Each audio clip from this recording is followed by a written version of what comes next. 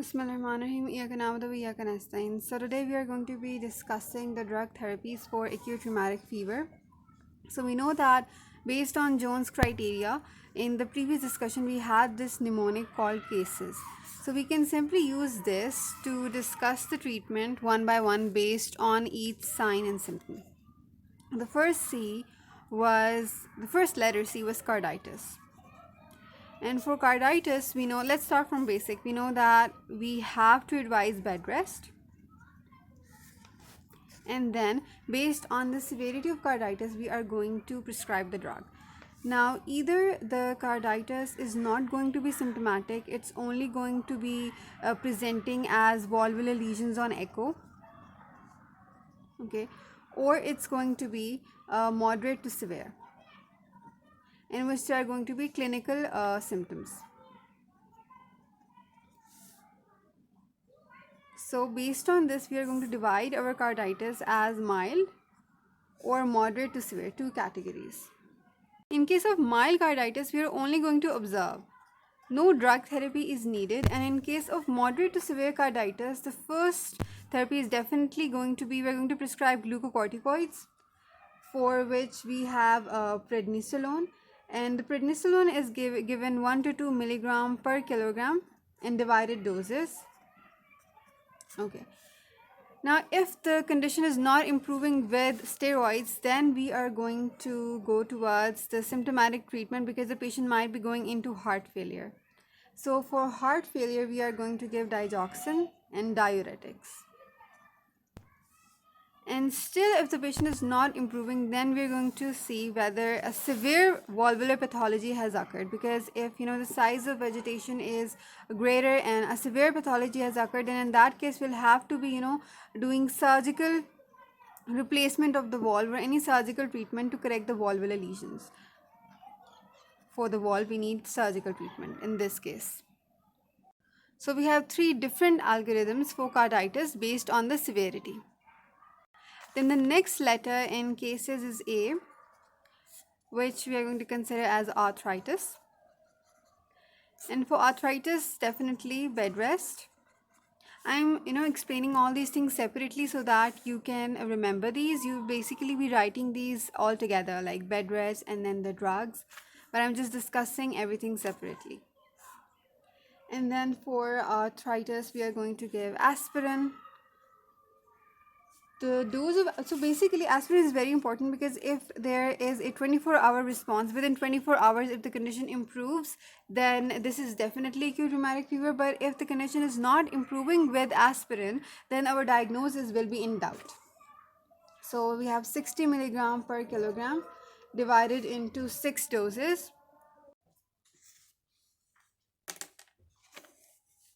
Okay, and also we are going to give the glucocorticoids that we use are also going to show improvement in the symptoms of arthritis. So for arthritis, we have bed rest, aspirin, and glucocorticoids. Then the next S, let's consider it as subcutaneous nodules. We don't need a therapy with it because they appear late, mostly after 3 months. So other symptoms have usually subsided by then.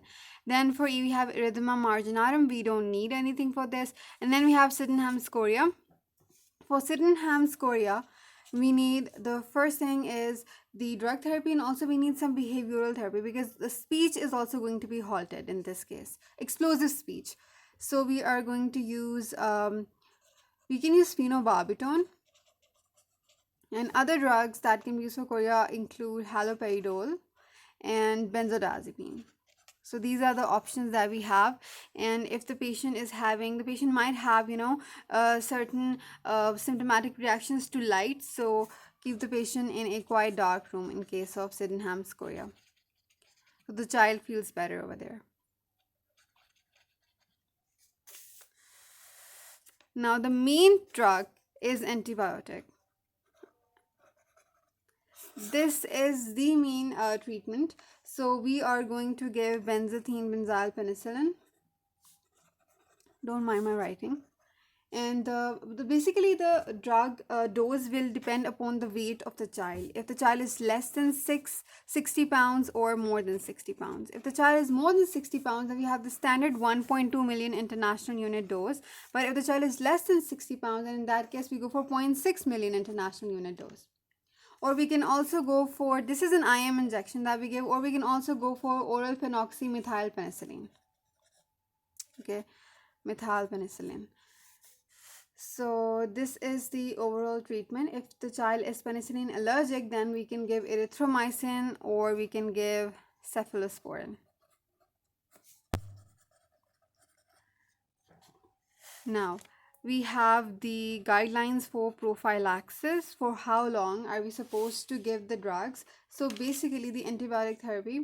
So basically if the child has only carditis. Okay, let's start with no carditis. If the child does not have carditis as a result of acute rheumatic fever, if the child only has carditis, and if the child has carditis along with persistent valvular disease. So we have three categories. If there is no carditis, then in that case, you are going to give 5-year prophylaxis or until the child is 21 years old.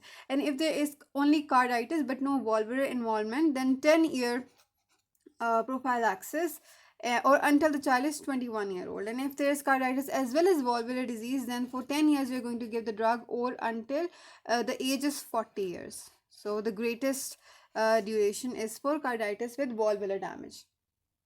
So what do we give for long-term prophylaxis? The same antibiotics which I have already mentioned. Either we give benzathine benzyl penicillin 1.2 million international units monthly, or we give oral phenoxymethylpenicillin 250 milligrams twice per day.